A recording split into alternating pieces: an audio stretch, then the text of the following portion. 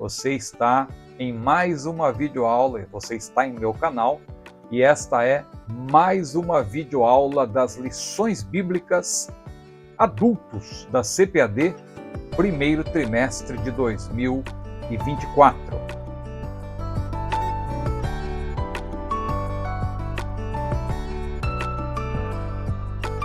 Eu sou o pastor Ciro Sanches Ibord, que a paz do Senhor esteja sobre a sua vida.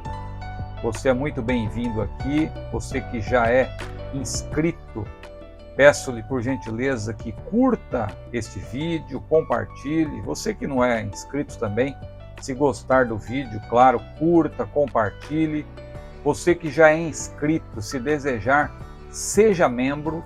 Há muitos irmãos que estão se tornando membros do nosso canal e nós, claro, oferecemos benefícios, como o estudo que nós elaboramos para apresentar cada uma dessas lições. Mas vamos direto ao assunto. A lição de hoje é sobre a missão da Igreja de Cristo, que é também, claro, a nossa missão. Nós já explicamos aqui em outras videoaulas que a igreja, claro, ela é no sentido coletivo, o corpo de Cristo. Não existe corpo com apenas um membro. Então, hoje em dia é muito comum alguém dizer, eu sou igreja, ou o pregador dizer, você é igreja. Não, a igreja está na coletividade. Entretanto, claro, ela é formada por membros e esses membros precisam estar em sintonia com a missão da igreja, que é o assunto que vamos tratar hoje. A lição é a lição de número 5, que será estudada no dia 4 de fevereiro de 2024, se Deus assim permitir, cujo título é A Missão da Igreja de Cristo. O texto áureo está em Atos capítulo 2, versículo 42, um dos versículos emblemáticos do livro de Atos e de todo o Novo Testamento.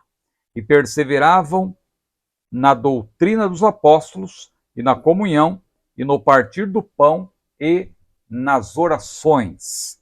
E a verdade prática diz-nos o seguinte: como sal fora do saleiro, cumpre a sua função de salgar, assim a igreja, quando adora e discipula, testemunha das insondáveis riquezas de Cristo. Muito bem, está começando então mais uma videoaula, a videoaula de número 5, de uma lição que se baseia em duas perícopes. Você pode observar aí na leitura bíblica em classe que o autor escolheu dois textos a partir dos quais, claro, ele apresenta o seu comentário, recorrendo a outros textos também, mas os textos principais são Marcos capítulo 16, versículos 14 a 20, e também Atos capítulo 2, versículos 42 a 47. Eu creio que é importante nós fazermos aqui algumas observações introdutórias a respeito destes textos, começando com Marcos capítulo 16, versículos 14 a 20, você sabe que em crítica textual, estes versículos fazem parte do chamado final longo de Marcos, porque para muitos, Marcos termina no versículo 8 do capítulo 16, e os versículos 9 a 20 teriam sido uma interpolação, ou uma adição posterior. Infelizmente, quem estuda hoje, quem faz um curso teológico, vai ouvir esse tipo de coisa e muitos acabam saindo convencidos do curso teológico de que esta parte da Bíblia, esses versículos 9 a 20 de Marcos 16, não estão nos originais. Eu vou aqui dizer justamente o contrário, porque muitos críticos textuais têm dito que esses versículos, repito, conhecidos como o final longo de Marcos, não constam dos melhores manuscritos gregos, só que quando nós vamos verificar quais são esses manuscritos, nós vamos perceber que são apenas dois. Você sabe que isso, dentro da grande gama de manuscritos, representa aí menos de 1%, porque são apenas 2, e esses manuscritos não são os melhores, são mais antigos, é bom que se diga, são mais difíceis e também são mais curtos. Infelizmente, alguns críticos textuais argumentam que os melhores manuscritos são justamente os mais antigos, os mais curtos e os mais difíceis. Só que quando você olha para esses 2 manuscritos, nós estamos falando do Codex Vaticanus e do Codex Sinaíticos, que são datados do século IV e foram encontrados no Egito. Veja que o cristianismo não floresceu no Egito. O cristianismo floresceu ali onde de fato está a grande massa, a chamada massa bizantina, a maioria dos manuscritos, pelo menos 1.700 manuscritos contra 2. E nesses 1.700 manuscritos, ou seja, 99,9% deles, consta esse chamado final longo de Marcos. Então, claro, eu não vou aqui entrar em pormenores. Essa questão da crítica textual é um assunto bastante maçante, mas eu acho importante dizer isso porque há muitos irmãos com medo de pregar sobre isso aqui, porque tem Bíblias em que essa parte está não consta mais, outras aparecem entre colchetes dizendo que isso aqui não aparece nos melhores manuscritos. Meu irmão, não embarque nessa canoa furada. Aliás, cuidado com essas versões da Bíblia que estão excluindo versículos. Os versículos que já foram aceitos, os versículos no Novo Testamento, sobretudo, que vem lá, claro, do período da Reforma, daquele texto de Erasmo de Roterdã, o chamado Textos Receptos, agora resolveram que não deve constar mais determinado versículo. Não, meu irmão, não, porque todos esses versículos que estão sob questionamento, na verdade, são versículos que, quando nós fazemos uma análise mais cuidadosa, nós vemos que eles estão sim presentes e que, na verdade, além disso, eles têm aí a confirmação, a corroboração de todos os outros livros da Bíblia. Então, só para eu ser aqui mais sintético, eu vou até ler aqui algo que eu escrevi, que vai aparecer para você aí na tela. Veja, no caso do Codex Vaticanus e o Codex Sinaíticos, também conhecido como Codex Aleph, ambos encontrados no Egito, estão cheios de incongruências. Aliás, tem milhares de contradições entre si, ou seja, um manuscrito não concorda com o outro. Certamente não foram recopiados porque são manuscritos péssimos. O primeiro está em branco, na parte que caberia exatamente os versículos 9 a 20 de Marcos 16, e o segundo tem uma falsificação. Se você quiser saber mais sobre isso, procure saber sobre a obra de Wilbur Pickering. O Wilbur Pickering é um grande manuscritólogo do Novo Testamento, um erudito que ainda está vivo, e ele tem uma obra maravilhosa em inglês e também em português, e ele é conservador e ele preza, na verdade, o texto majoritário, e ele também é o autor da tradução da família 35, que é uma família de manuscritos que ele cotejou e que, segundo ele defende, e eu creio nisso, Deus usou esta família para preservar aquilo que estava no texto original, que foi escrito em grego.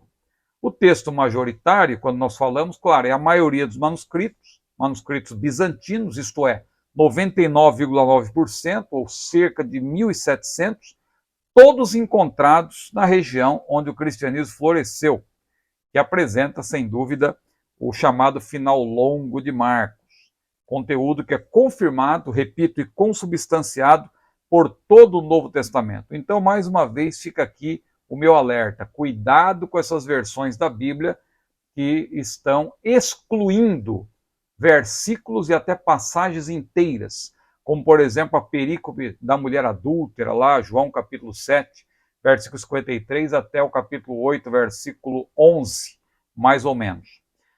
Mas outra perícope que o autor toma como base Atos 2, 42 a 47, é importante nós observarmos que quando lemos aqui os primeiros 8 capítulos de Atos, nós vemos que os apóstolos, até a perseguição de Estevão, ou motivada, não é, pela obra que Estevão realizou, que culminou na sua morte, eles cumpriram a grande comissão somente em parte, porque Jesus tinha dito que era para pregar o evangelho começando por Jerusalém.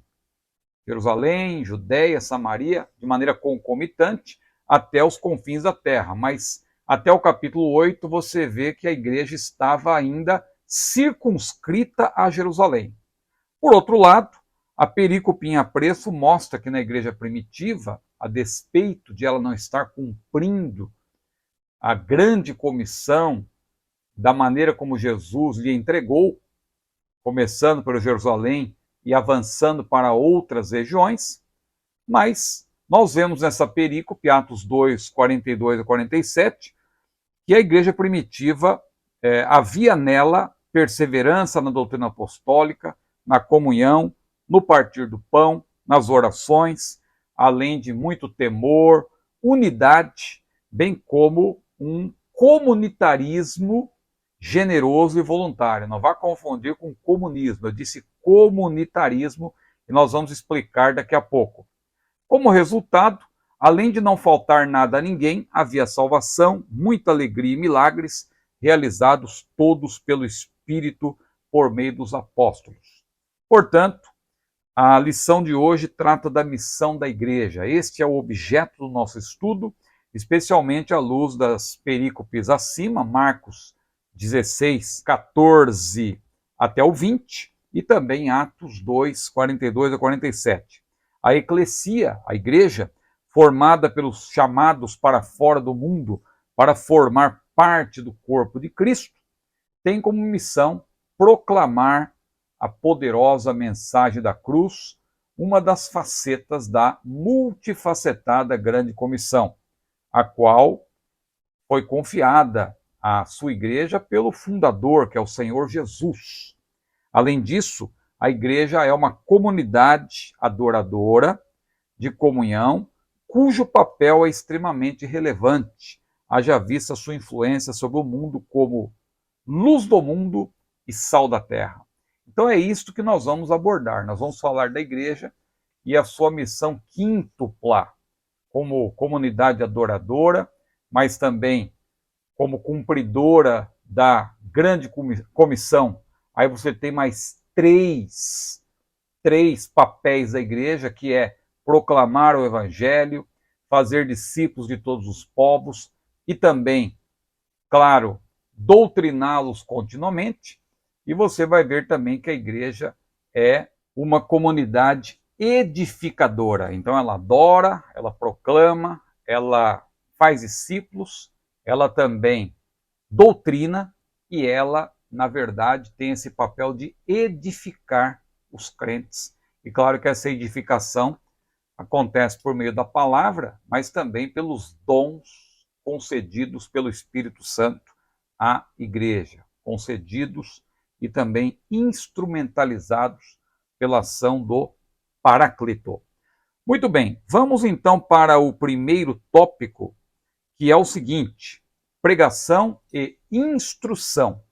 Cristo fundou a igreja, está claro no comentário, retomando, né, o que já estudamos na primeira lição, porque a era da igreja foi inaugurada no dia de Pentecostes, mas a igreja começa as suas atividades antes, porque Cristo fundou a igreja.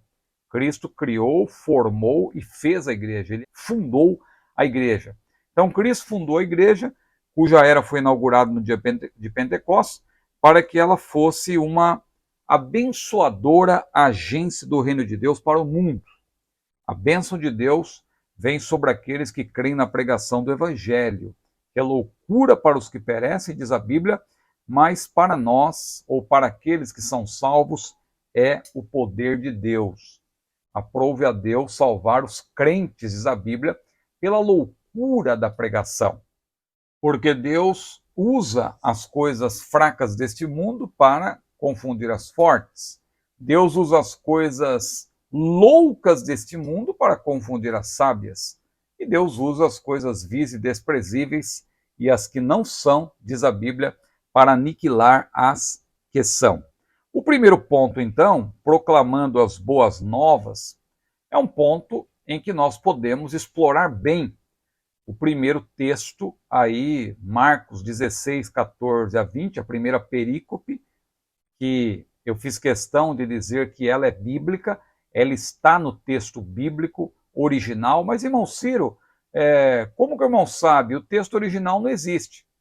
Eu creio que Deus usou as muitas cópias para preservar o texto original. Então, é claro que é preferível crer que as 99,9, os 99,9% dos manuscritos contêm o texto original, porque esses textos são da massa bizantina, onde o cristianismo floresceu.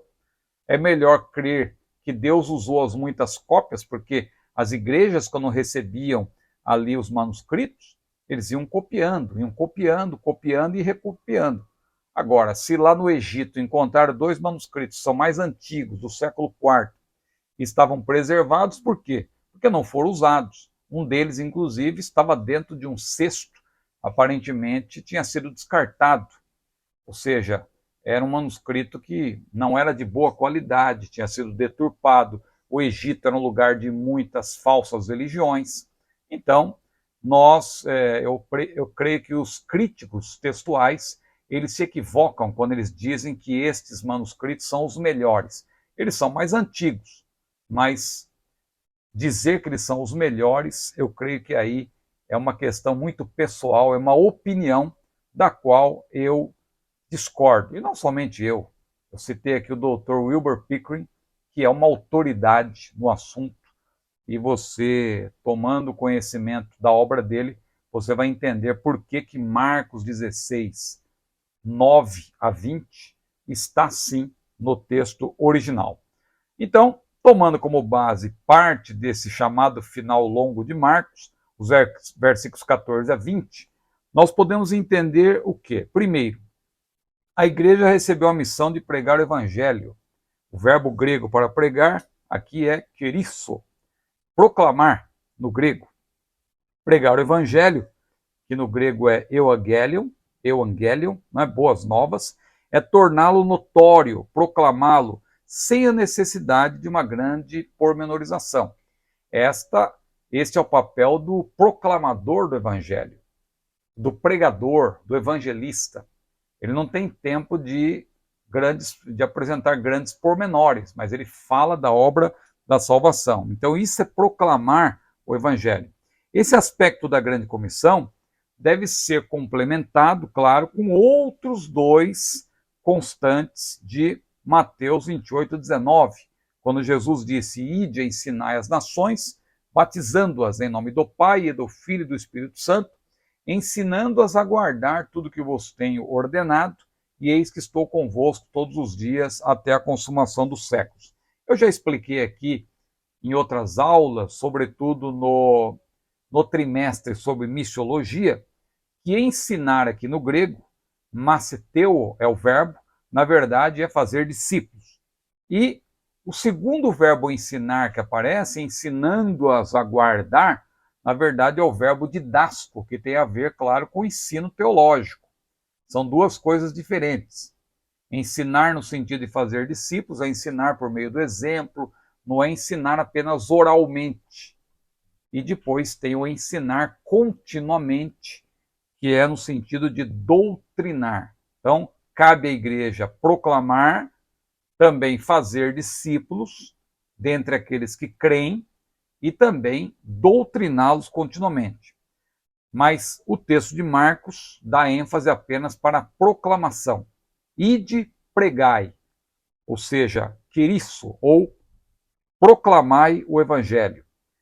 A igreja deve pregar o evangelho ou proclamá-lo em todo o mundo e a cada criatura. O termo para mundo aqui no grego é cosmos, que alude ao planeta e também à humanidade. Claro que nesse sentido aqui é uma referência à humanidade. Mas o texto diz que é para pregar o evangelho em todo o mundo, mas a toda criatura, ou a cada criatura. O termo aqui se refere à pessoa, a ser humano. Esse mandamento é, evidentemente, contrário às ideias da pós-modernidade, que se contrapõem à universalização do cristianismo, né? Se você ler a obra de Nietzsche ou de outros ideólogos do pós-modernismo, você vai ver que eles se opõem à universalidade das crenças e dos valores cristãos.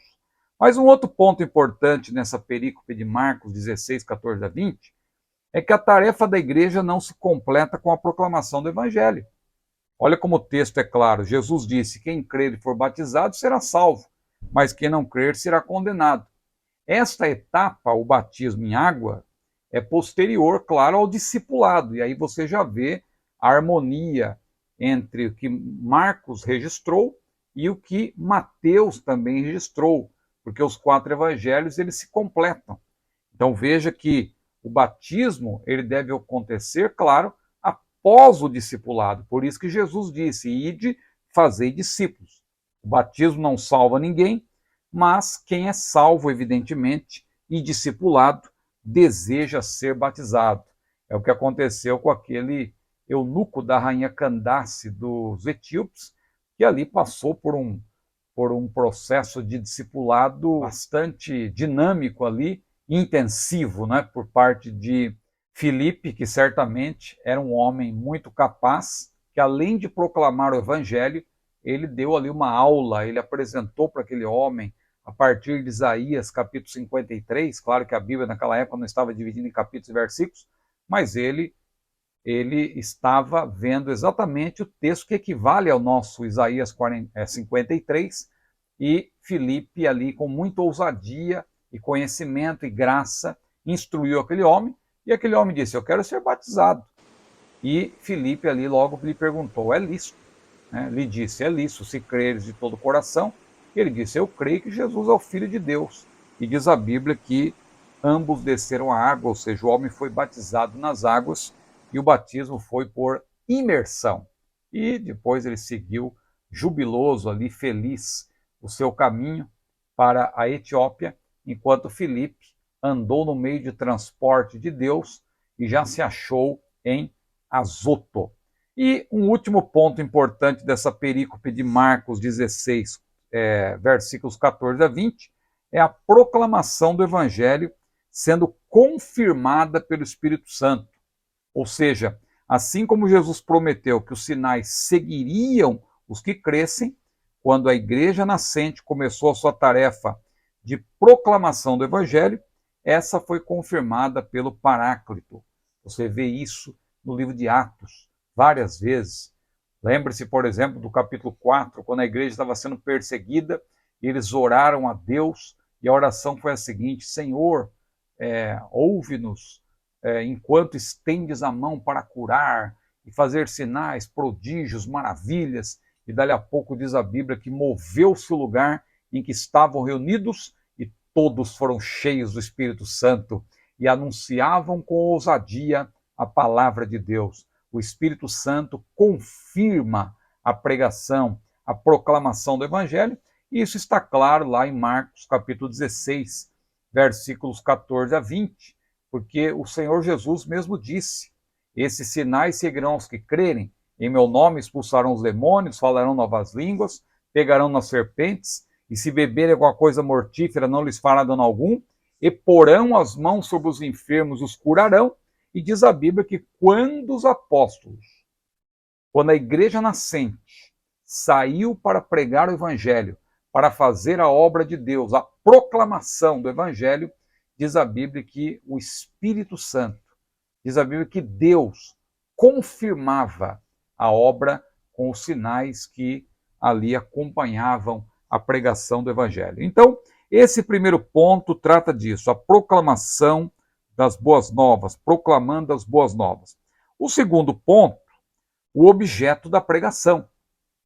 A ordem pregar o evangelho, que no grego é keritsate to evangelion, keritsate to evangelion, ou seja, pregar o evangelho, que consta de Marcos 16, versículo 15, também pode ser resumida em um único verbo, Veja, esta frase também é apresentada ao longo do Novo Testamento como um único verbo, que é o verbo euangelizo, que é justamente pregar o evangelho. Aparece lá em Lucas 4:18, Atos 14, 1 Coríntios 9:16. Lembra quando Paulo disse: se anuncio o evangelho, não tenho de que me gloriar, porque me é imposta essa obrigação. E ai de mim, se eu não anunciar o evangelho. Anunciar o evangelho ali é justamente euangelizo, não é? Muito bem. Paulo também falou, não é? Ainda que nós mesmos, um anjo do céu, vos anuncie outro evangelho. Só que ali você tem euangelizo, mas você tem também ali o termo heteros, que fala de um evangelho dessemelhante, de um falso evangelho. Então é um evangelho falso que Paulo ali estava dizendo, né, que ele, se ele viesse apresentar um evangelho dessemelhante, diferente daquele que ele já tinha anunciado, deveria ser ou até um anjo do céu, e ele mesmo, veja, Paulo, ele estava até dizendo, olha, se eu vier porventura me desviar e apresentar outro evangelho, este, na verdade, deve ser considerado anátema, porque ninguém pode apresentar outro evangelho além daquele que já foi apresentado pelo próprio Senhor Jesus e por Paulo também. Mas o que é pregar o evangelho? Quando Filipe chegou a Samaria, diz a Bíblia que ele pregava a Cristo. Da mesma forma, ao perceber que o eunuco que eu citei da rainha Candace dos etíopes lia uma parte do livro de Isaías, diz a Bíblia que, começando naquela escritura, lhe anunciou a Jesus. Então, pregar o evangelho é pregar o próprio Senhor Jesus. O objeto, na verdade, da pregação é o próprio Senhor Jesus, é a sua obra, é o seu nome. Por isso que Paulo disse, os judeus pedem sinal, os gregos buscam sabedoria, mas nós anunciamos a Cristo crucificado. Ou seja, Cristo é poderoso, a sua obra, o seu nome. Isso é que deve ser anunciado, isso que é pregar o evangelho. Então nós vemos aqui que isso nos ensina que o objeto da proclamação das boas novas de salvação, por meio da pessoa bendita de Jesus, é que deve ser evidenciada, mas sempre conforme as Escrituras, assim como fez Filipe ao evangelizar aquele eunuco. Agora vamos para o terceiro ponto, discipulando os convertidos. Daqui a pouco nós vamos fazer um resumo para você entender por que a obra, a missão da igreja, ela é uma missão quíntupla. Nós falamos, por enquanto, da proclamação do evangelho e, claro, falamos en passant do discipulado, fazer discípulos, e também falamos do doutrinamento contínuo. Então, agora vamos dar um destaque maior para discipulado, discipulando os convertidos. Ao proclamar o evangelho, pessoas serão salvas mediante o convencimento do Espírito, é claro.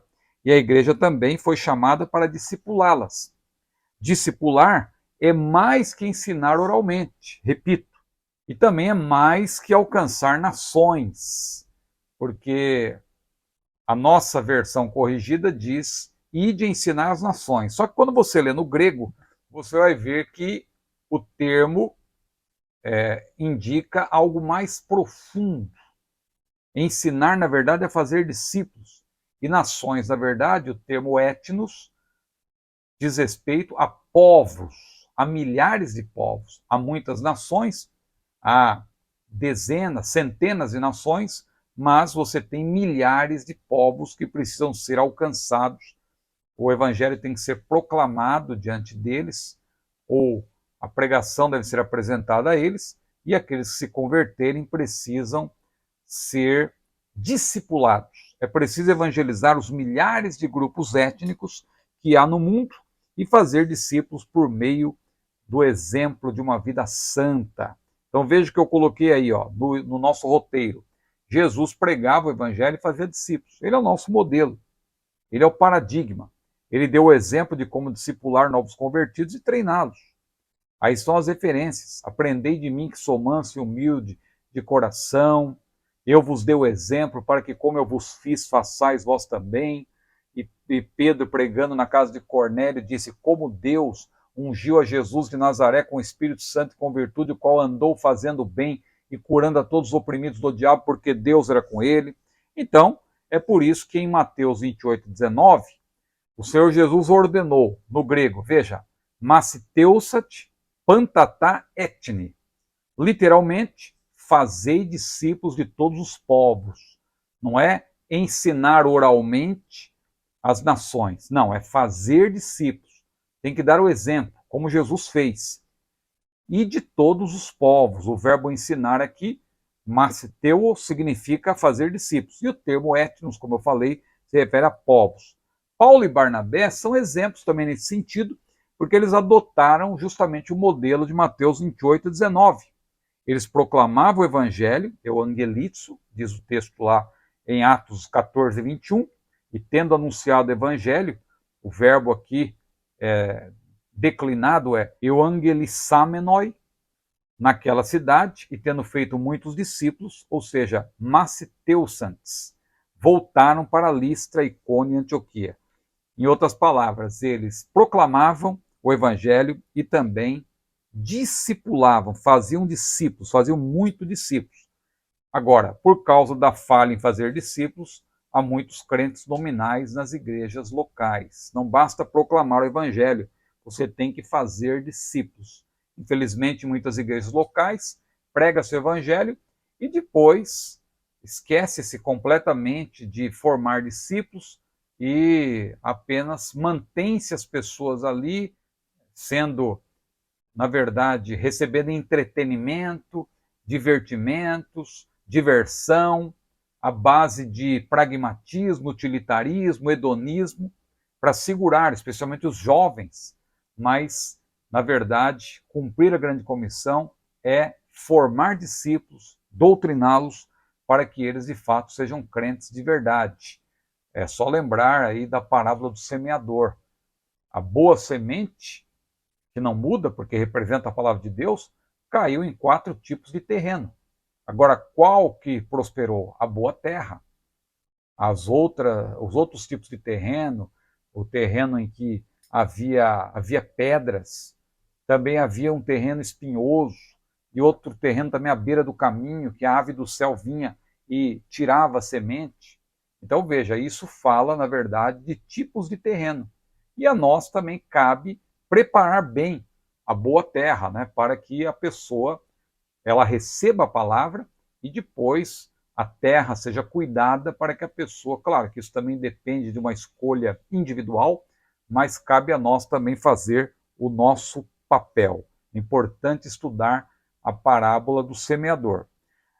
Vamos então agora para o segundo tópico, adoração e edificação. Uma comunidade adoradora é o primeiro ponto. Na atualidade, os conceitos de adorador e adoração estão intimamente ligados ao louvor por meio da música.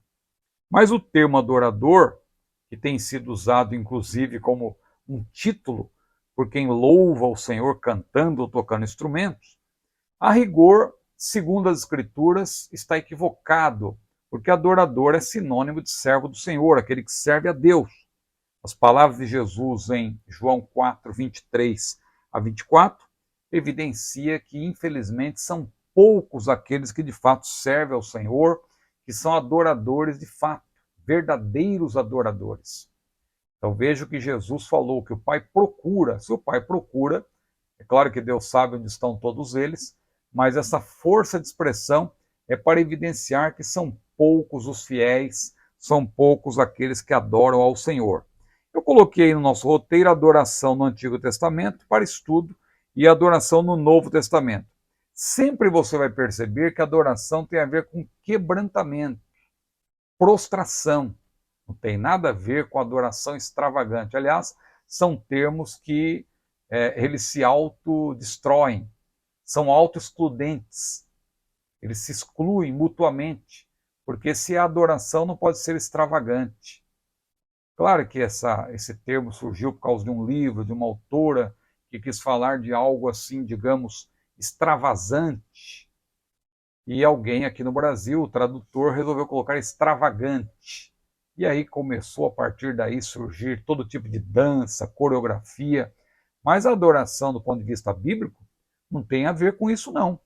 Eu vou aqui ser um estraga-prazeres, muita gente pode não gostar do que eu vou dizer, mas a adoração na Bíblia não tem nada a ver com extravagância. O verbo hebraico usado para adorar, né, que é sará, denota adorar, prostrar-se e curvar. Aparece pela primeira vez em Gênesis 8:2. Em várias outras passagens, eu citei como exemplo, segundo Crônicas 20, 18-22, que é um texto muito emblemático, que no único texto você tem a definição de adoração, louvor e cântico, nessa ordem. Veja que interessante, eu até coloquei alguns versículos em destaque. O versículo 18, por exemplo, diz a Bíblia que depois da mensagem de Deus, a mensagem que o profeta entregou, o rei Josafá se prostrou e todos adoraram o Senhor com o rosto em terra. Veja como a adoração tem a ver com prostração. Depois houve louvor. Levantaram-se os levitas para louvar o Senhor com voz muito alta. Louvar tem a ver com pronunciamento de palavras. Louvar a Deus com as palavras, dizendo palavras elogiosas, mas também com a própria vida, porque você, quando prega, você está louvando a Deus, quando você tem um bom testemunho, você está louvando a Deus. Por isso que o salmista disse: bendize a minha alma ao Senhor e tudo que é em mim, bendiga o seu santo nome. E o cântico de louvor, claro, é uma forma de louvar a Deus por meio da música. Pela manhã saíram ao deserto e Josafá ordenou cantores para o Senhor, a fim de que louvassem a majestade santa com júbilo e louvor. Então, o cântico de louvor é uma forma de louvar a Deus por meio da música. Agora, adoração já fala de uma conduta. A pessoa serve a Deus, a pessoa é santa em toda a sua maneira de viver. Isso é confirmado no Novo Testamento. A mesma característica distintiva mencionada nas páginas veterotestamentárias, ou seja, a prostração reverente, é reafirmada em todas as seções neotestamentárias. Veja que interessante. Em Mateus 4:9, vemos que até o diabo sabe o que é adoração. Porque ele disse para Jesus: tudo isso te darei se prostrado me adorares. O diabo sabe que adoração tem a ver com prostração. E hoje em dia, muito crente ainda não aprendeu isso. Está achando que adoração tem a ver com dança, street dance e tal. Veja, meu amigo, meu irmão, não embarque nessa canoa furada. Às vezes a pessoa quer ter dentro da igreja o que ela tinha no mundo. Não, a igreja é lugar de reverência. A igreja, o templo, é lugar de temor. Quando eu estou usando igreja aqui, claro, no sentido de templo. O lugar de culto, o lugar onde a igreja se reúne para servir a Deus. O povo de Deus se reúne. Não é? A eclesia se reúne no templo para adorar a Deus. Então o templo é lugar de reverência, é lugar de prostração, não é lugar de show. Hoje em dia tudo é a base de show. Até a pregação virou um show.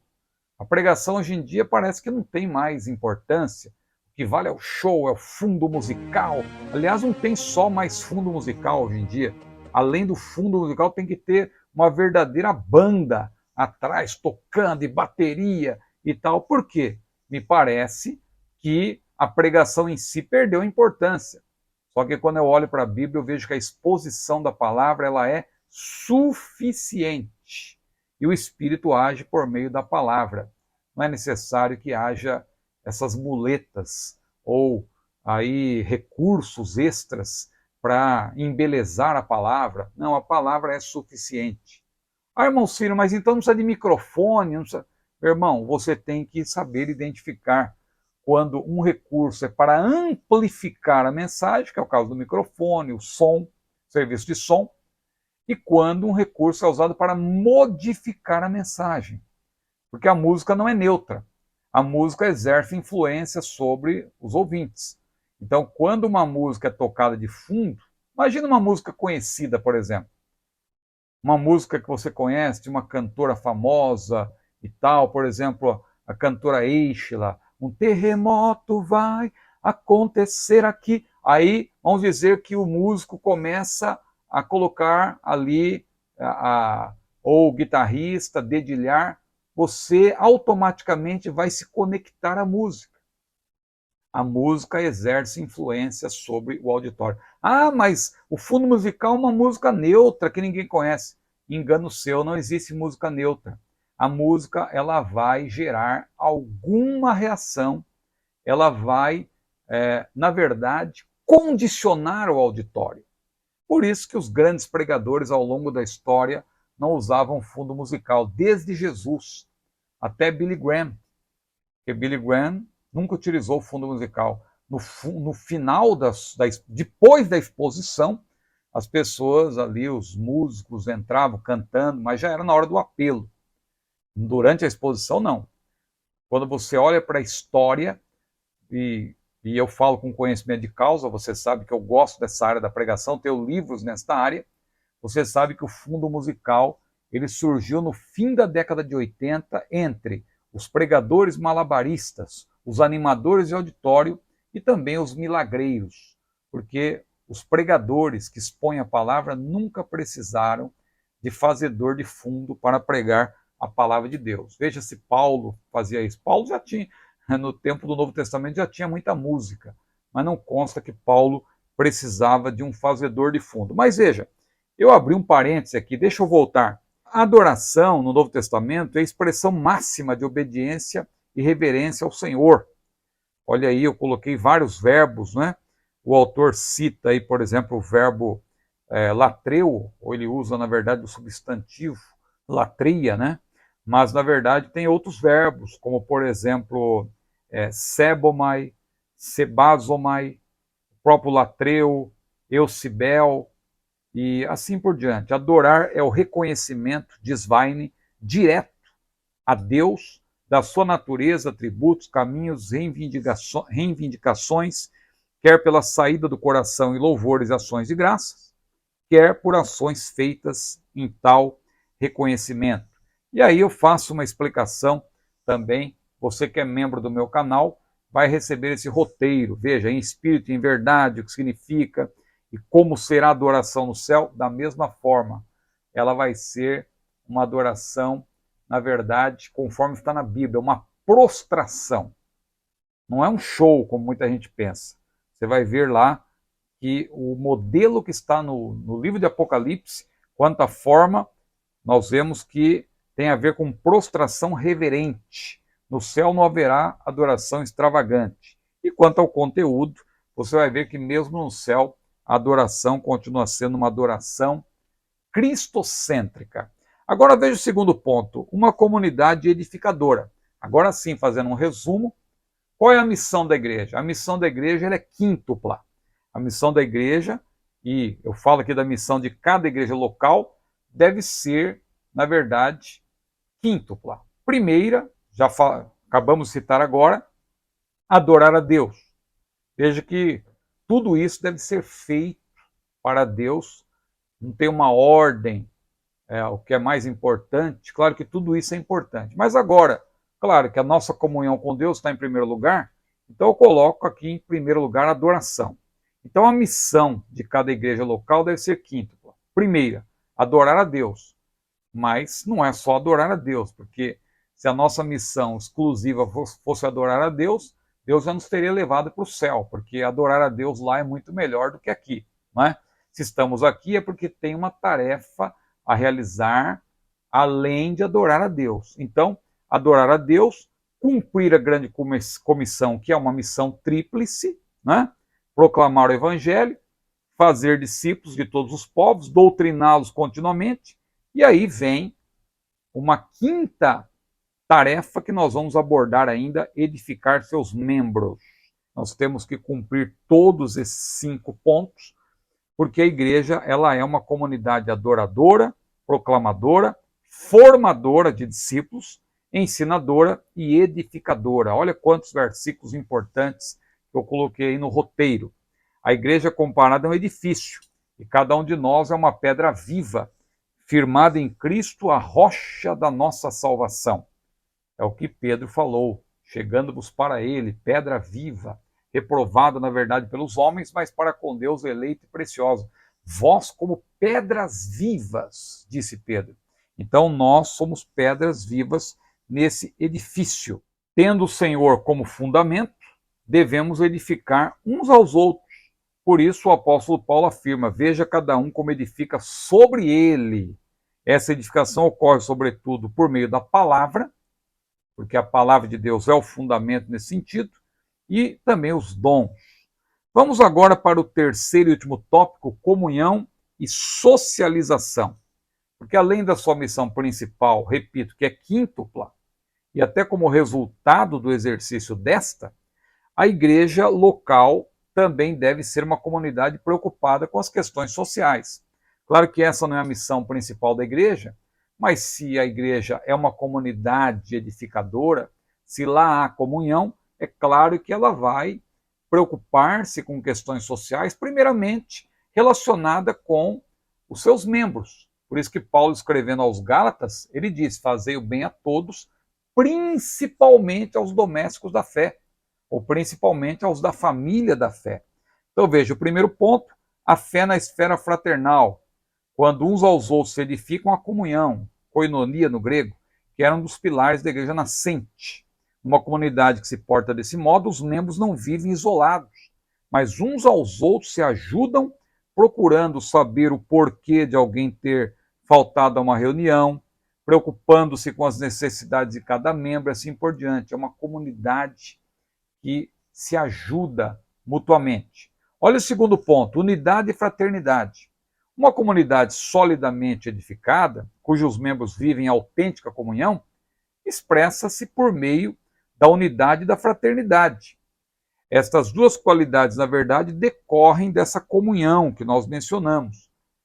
Essa comunhão está presente na vida dos verdadeiros cristãos, porque o próprio autor de 1 João, o apóstolo João, ele diz: se andarmos na luz como ele, Deus, na luz está, temos comunhão uns com os outros, e o sangue de Jesus Cristo, seu Filho, nos purifica de todo pecado. Então, se essa comunhão estiver ausente, claro, vão restar divisões, fragmentação, desunidade, desarmonia, antipatia, desamor e assim por diante, como acontecia em Corinto.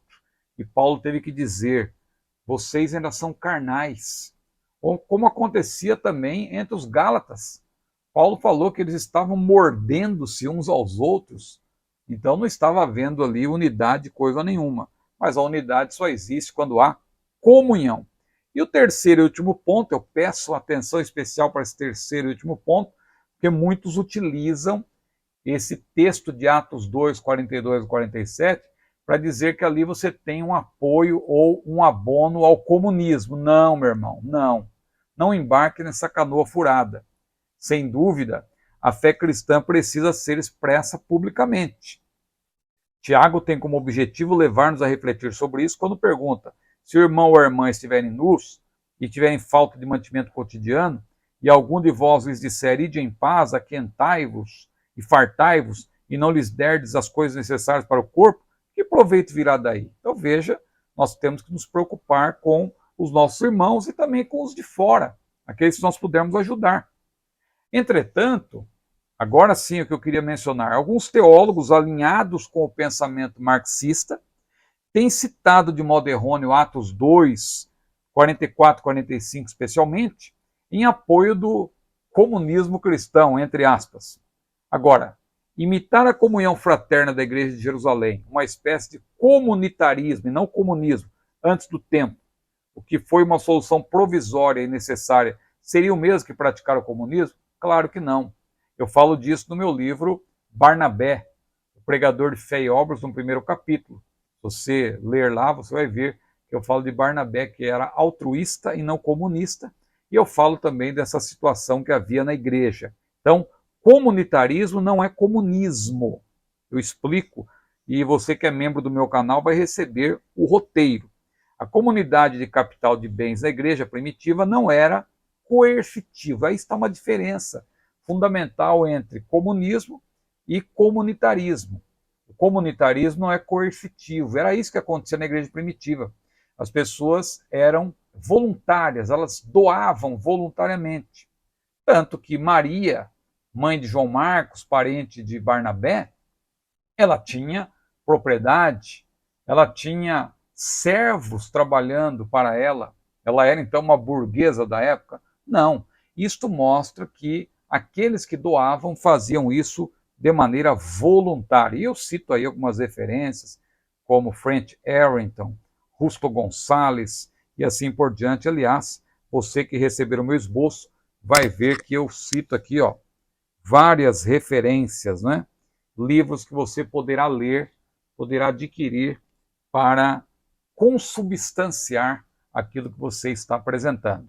Tá certo? Então nós vamos concluindo a nossa aula.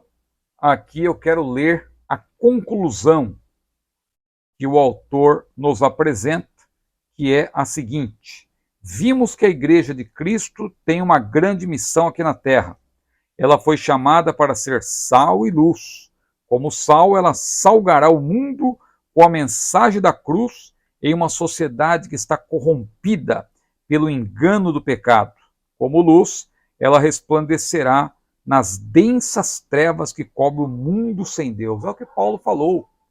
Fazei tudo sem murmuração nem contendas, para que sejais irrepreensíveis e sinceros, filhos de Deus inculpáveis, no meio de uma geração corrompida e perversa, entre a qual resplandeceis como astros no mundo. Filipenses capítulo 2, versículos 14 e 15. Então, ao mostrar Jesus Cristo ao mundo perdido, produzir discípulos e transformá-los em adoradores, a igreja cumpre com a missão para a qual foi chamada. Então não se esqueça, a missão da igreja é quíntupla. A igreja foi chamada para quê? Para adorar a Deus, foi chamada para ser uma comunidade edificadora, mas ela também foi chamada para cumprir a grande comissão, que abarca mais 3 aspectos dessa missão quíntupla.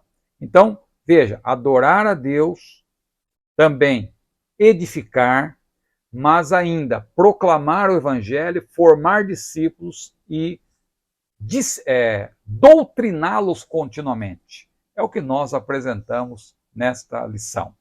Espero que você tenha gostado desta videoaula e, se assim aconteceu, curta esse vídeo, compartilhe, inscreva-se e mais um pedido que eu lhe faço. Você que já é inscrito, seja também membro do meu canal, porque com uma pequena ajuda você vai ter benefício e você vai ser um apoiador do nosso canal. Nós precisamos do seu apoio para que possamos crescer cada vez mais, nos manter, e isso é uma bênção para todos nós. Tá certo? Que Deus abençoe a sua vida, a paz do Senhor.